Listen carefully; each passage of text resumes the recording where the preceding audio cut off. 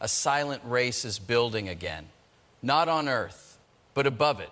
Humanity is preparing to return to the moon, a place we once walked on, then left behind for more than 50 years. Now we are going back. But this time, the stakes are not the same. Because this time, failure is not just a delay. It is not just a failed mission. It could become something far more serious. Something that reshapes how the world sees space exploration forever. The moon looks calm from Earth, bright, familiar, almost comforting in the night sky. But behind that silence is an environment that does not forgive mistakes. No air, no protection, no second chances once things start to go wrong. NASA is leading this new era through the Artemis program, a mission designed to send humans back to the lunar surface, build long-term presence, and prepare for something even bigger, Mars. But unlike the Apollo missions of the past, this is not a short visit. This is not a quick landing, a few steps, and a return home within days. This is the beginning of something permanent, something far more complex, far more fragile. The spacecraft are larger now. The systems are more advanced. The mission plans stretch over weeks instead of hours. And every layer of this new system depends on another layer working perfectly. That is where the danger begins. Because in space, complexity is not just progress, it is risk. Every new system introduces a new way to fail. Every new layer increases the number of things that must go exactly right.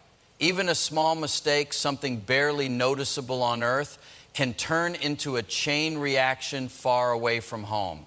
On the moon, there is no easy recovery, no quick rescue, no backup waiting in orbit ready to step in within minutes. Everything is distant. Everything is delayed.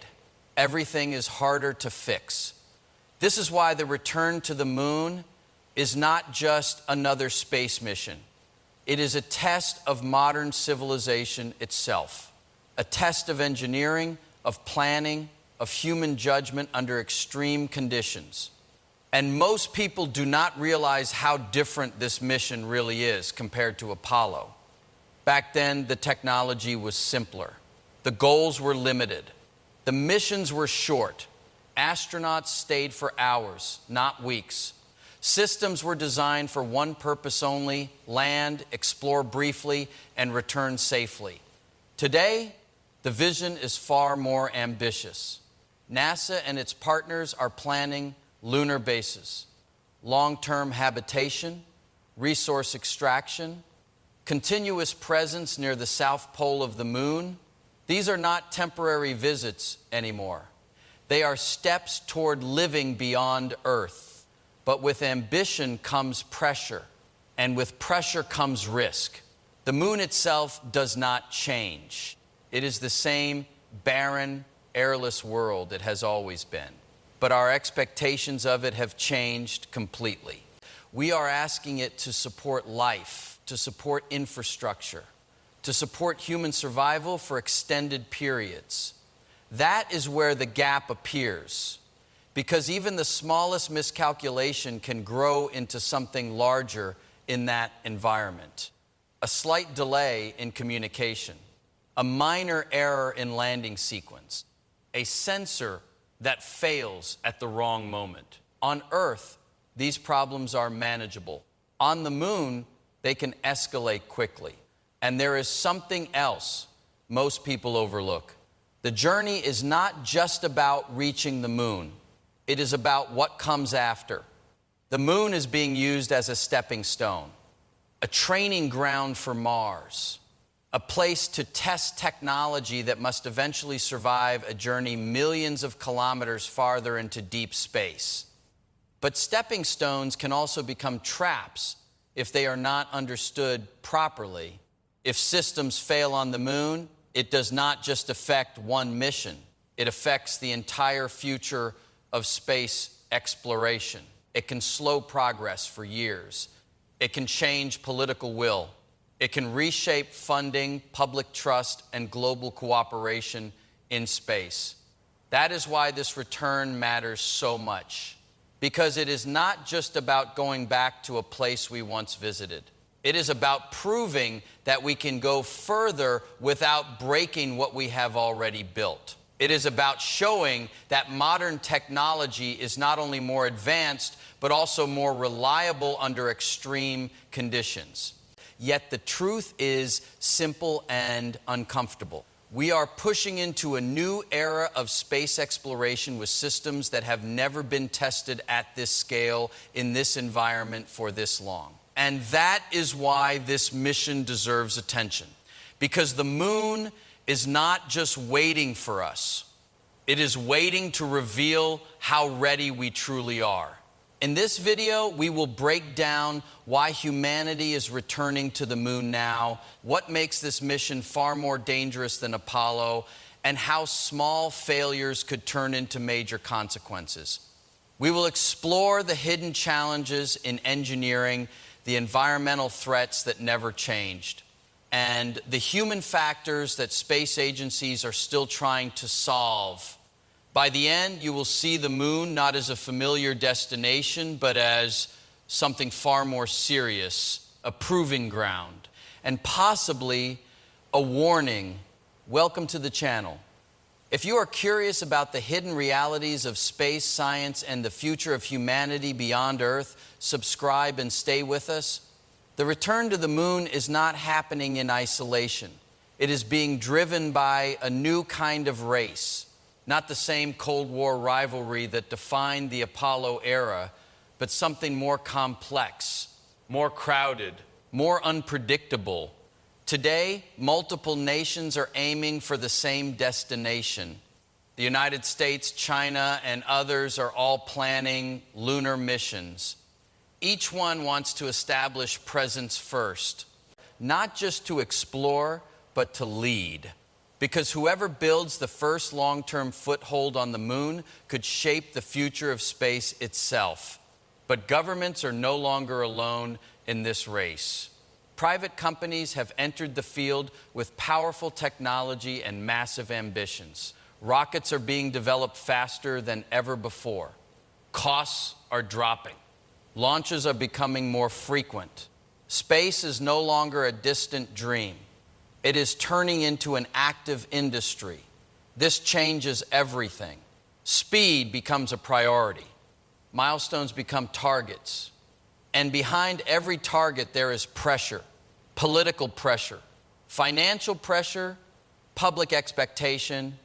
The Artemis program is designed to put humans back on the moon and keep them there. One of the key goals is to reach the lunar South Pole. This region is believed to contain water ice hidden in permanently shadowed craters. That ice is not just valuable, it is essential. Water can be turned into oxygen for breathing. It can be split into hydrogen and oxygen for rocket fuel. It can support life far from Earth. This makes the moon more than a destination. It becomes a resource. But extracting that resource is not simple. The ice is locked in extreme conditions. Temperatures in those shadowed regions can drop below minus 200 degrees Celsius. Machines must operate in darkness. Systems must survive conditions that barely exist anywhere else. At the same time, scientists want to use the moon as a testing ground for Mars. Every system designed for long-term survival must be tested somewhere closer first. Life support, power generation, habitat construction, all of it must work on the moon before it can work millions of kilometers away. This creates a dangerous combination. Ambition is rising fast. Technology is advancing quickly, but reality moves at its own pace. Modern spacecraft are more advanced than anything used during Apollo. They rely on complex software, automated systems, precision engineering at levels never seen before. But complexity also creates more points of failure, more connections that can break. more systems that depend on each other. And not all of these systems have been tested in real lunar conditions. Some are being developed at the same time they are being prepared for missions. Testing cycles are shorter. Timelines are tighter. There is less room for delay because delay is expensive. Every postponed launch costs money. It affects contracts. It affects national goals. It affects reputation.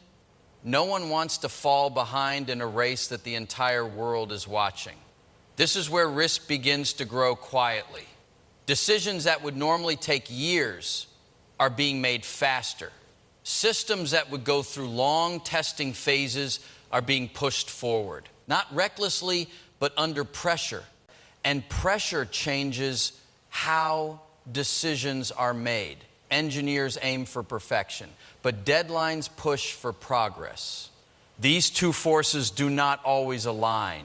The result is a fragile balance. On one side, there is confidence in modern technology. On the other, there are limits that cannot be ignored. Space does not care about ambition. It only responds to precision. And when speed starts to override caution, even slightly, the margin for error begins to shrink. The moon looks quiet from a distance, smooth, still, almost harmless. But that calm surface hides an environment that pushes every system to its limits. There is no air on the moon, no atmosphere to soften anything. On Earth, the sky protects life in ways most people never think about. It burns up incoming debris. It spreads heat. It blocks dangerous radiation. On the moon, none of that exists. Temperatures swing with brutal force. In direct sunlight, the surface can reach over 100 degrees Celsius. Just a few steps away, in shadow, it can fall below minus 170 degrees. These changes are not gradual. They are extreme and constant. Materials expand and contract again and again. Metal weakens. Seals crack. Electronics struggle to survive, and the night is long. A single lunar night lasts about 14 Earth days. During that time, there is no sunlight at all. No solar power unless energy has been stored in advance. Everything must survive in deep cold for 2 full weeks. Then the sun returns and the heat rises again. This cycle repeats without mercy. But temperature is only the beginning. Tiny objects travel through space at incredible speed. On Earth, most of them burn up before reaching the ground. On the moon, they hit the surface directly. These micrometeorites are small, often no bigger than grains of sand, but they move faster than bullets. Over time, they erode surfaces. They strike equipment.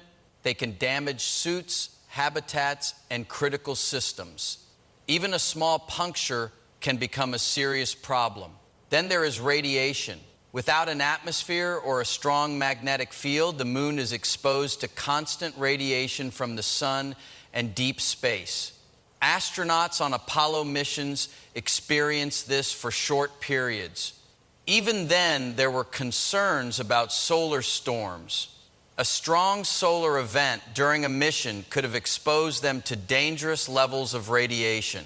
Modern missions aim to stay much longer, weeks, even months.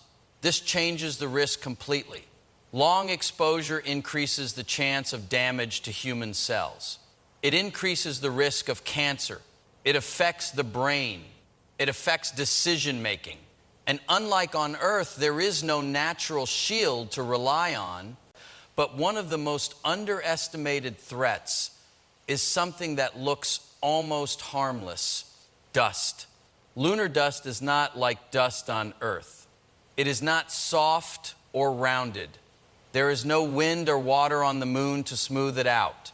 Each particle is sharp, jagged, almost like tiny pieces of glass.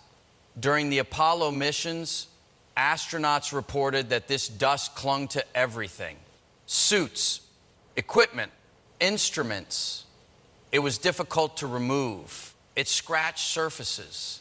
It wore down seals. It caused mechanical problems. Some astronauts even described a strange smell inside the spacecraft after bringing dust back in. It resembled burnt gunpowder. More importantly, this dust can be dangerous to the human body. If inhaled, it can irritate the lungs. It can stay inside the body. Over time, it may cause serious health issues. Future missions that involve long stays on the moon will face this problem every day.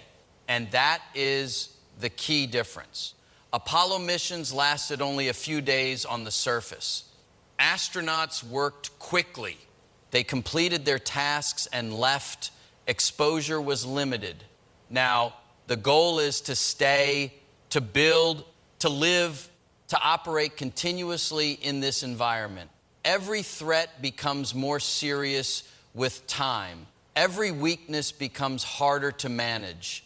The moon does not change, but the duration of human presence does. And with longer missions, the margin for survival becomes thinner. The technology that will carry humans back to the moon is more advanced than anything built during the Apollo era. It is also far more complicated. Apollo spacecraft were designed with a single purpose: go to the moon, land, return.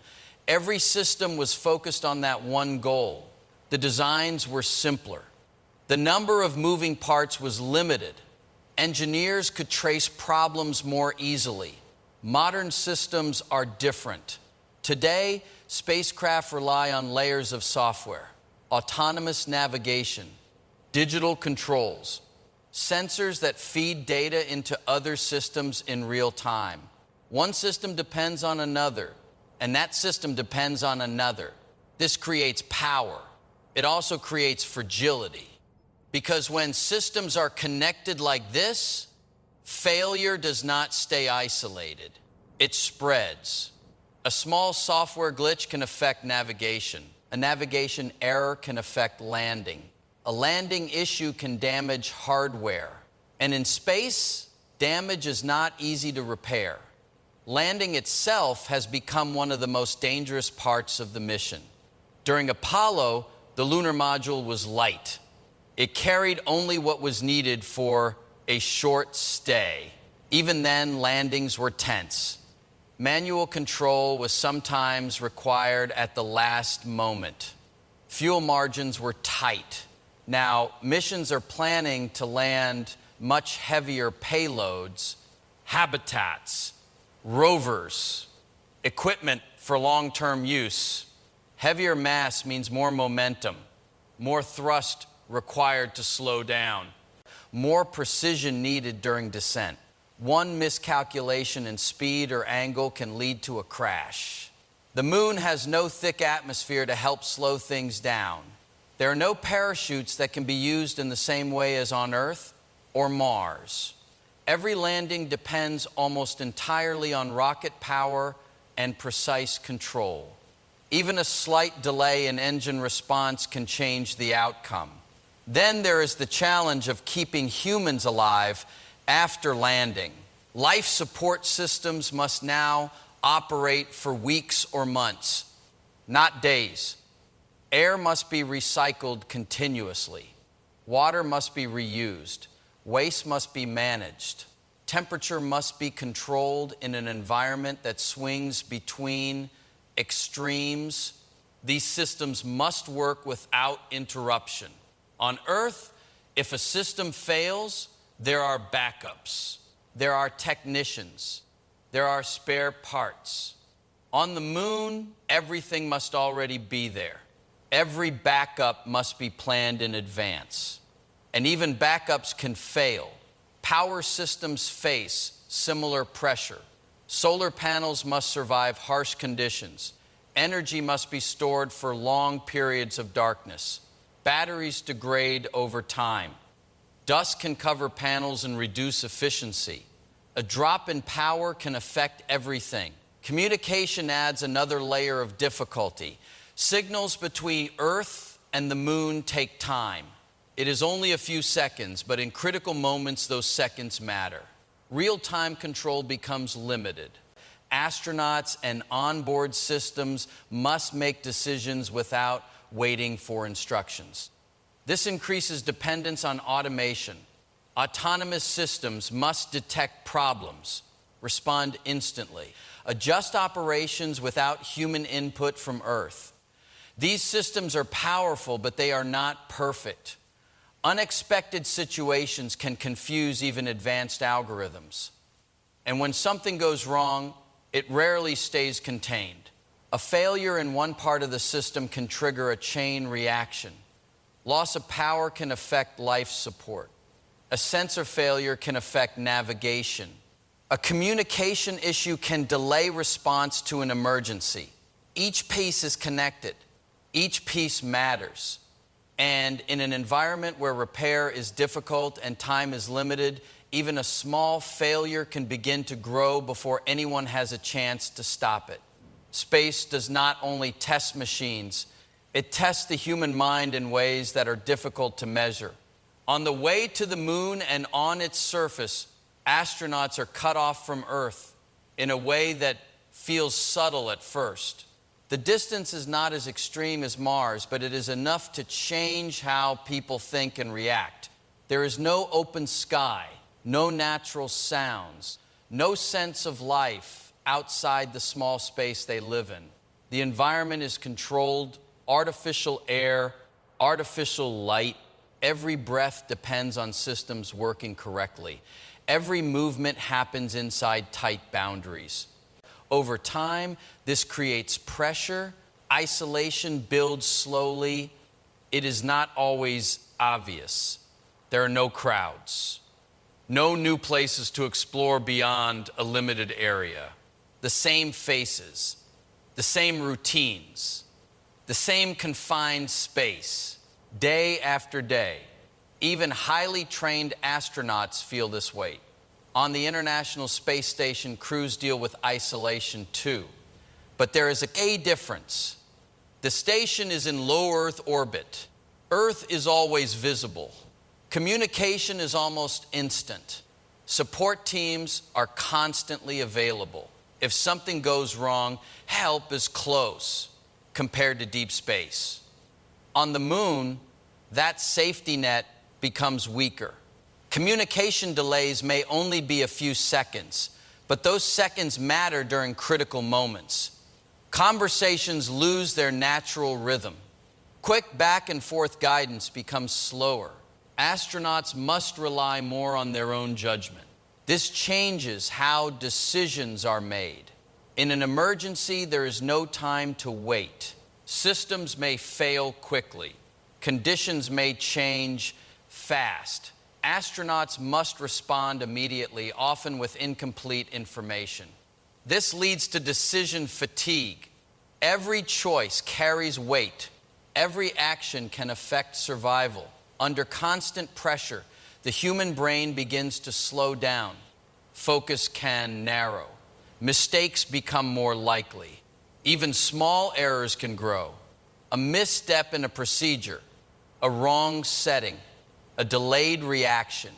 On Earth, these mistakes can be corrected easily. On the moon, they can trigger larger problems. There is also the physical stress. The human body is not built for low gravity over long periods. Muscles weaken. Bones lose density. Balance changes. Even simple movements require adjustment. Fatigue builds faster. Sleep becomes irregular. The cycle of light and darkness does not match Earth. Long lunar nights and long days disrupt natural rhythms. Poor sleep affects thinking, reaction time, and emotional control. These effects combine in ways that are difficult to predict. Astronauts train for years to handle extreme conditions. They practice emergencies. They learn to stay calm under pressure. But real missions introduce variables that cannot be fully simulated. Unexpected events, system failures, environmental challenges, and the moon adds another layer. Unlike the space station, astronauts on the lunar surface must move outside regularly. They must work in heavy suits. Limited mobility, limited visibility. Every task takes more effort. Every action uses more energy. Fatigue builds faster outside. Inside the habitat, the stress does not disappear. It shifts. Monitoring systems, maintaining equipment, managing resources. There is always something that needs attention. The mind never fully rests.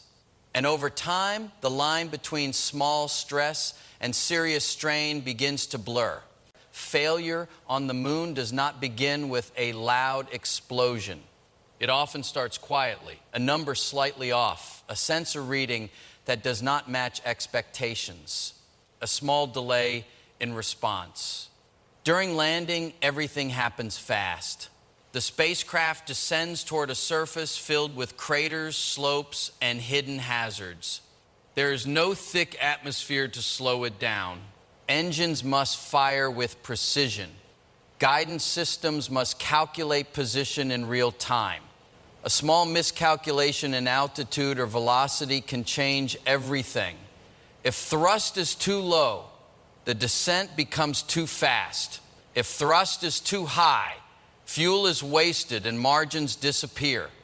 Navigation depends on sensors that can be affected by dust, lighting, and terrain reflections. Even a brief loss of accurate data can push the system off course. In the final moments, there is little room for correction. A hard landing can damage critical systems.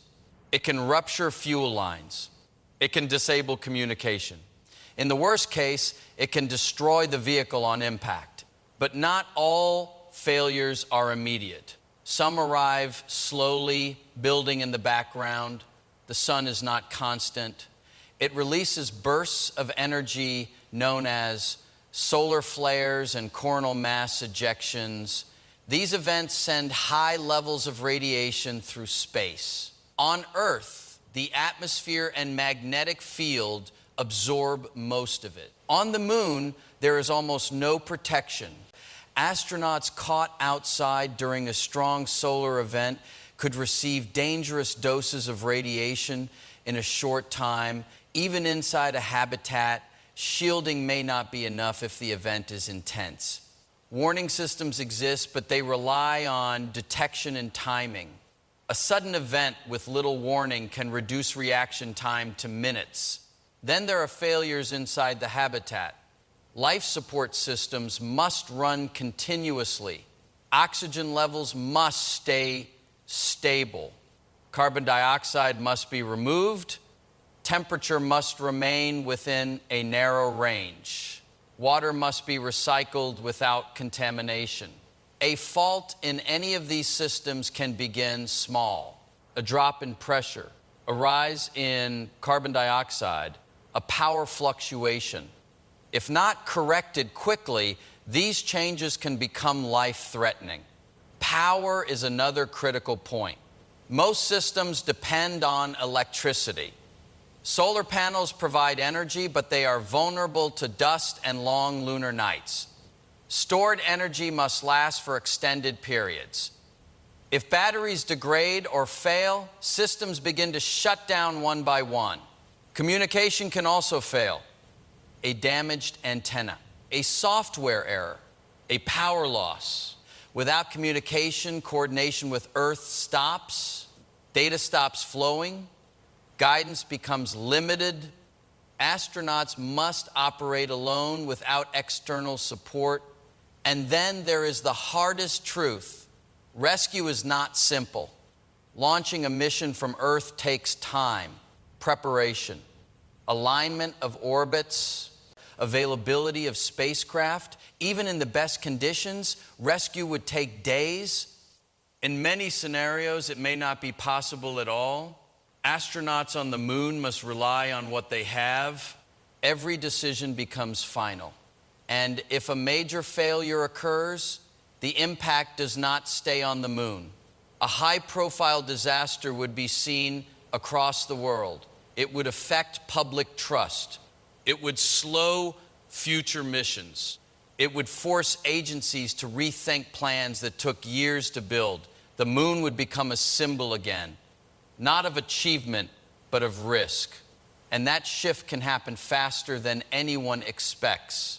The return to the moon is not just another mission.